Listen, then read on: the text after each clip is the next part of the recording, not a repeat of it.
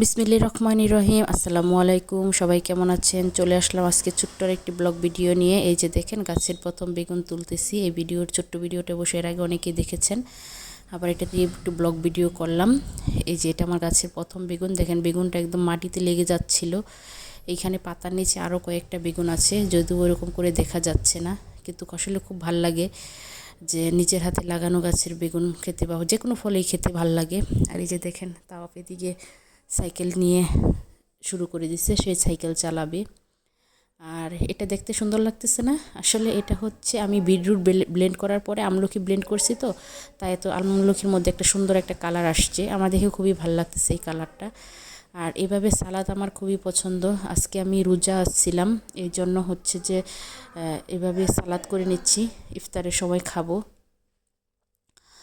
এই মিক্স সালাদ আমার খুবই ভাল লাগে। আর এই যে দেখেন বরফটা ভিজিয়ে রাখলাম পানিতে, এটা আমি ইফতারে খাবো। আর ইফতার রেডি করে নিচ্ছি এদিকে।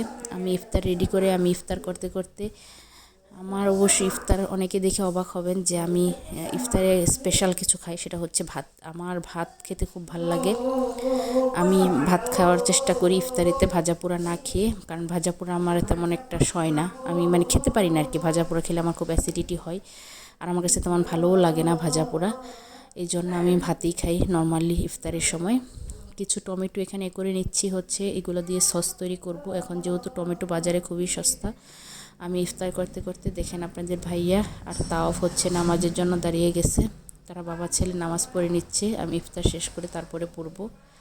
এই দৃশ্যটা দেখে আমার খুবই ভালো লাগে, কলিজাটা ঠান্ডা হয়ে যায় যে আমার ছেলেও নামাজ পড়ে। সে আমাদের সাথে সাথে নামাজ পড়ার চেষ্টা করে যেটুকুই পারে।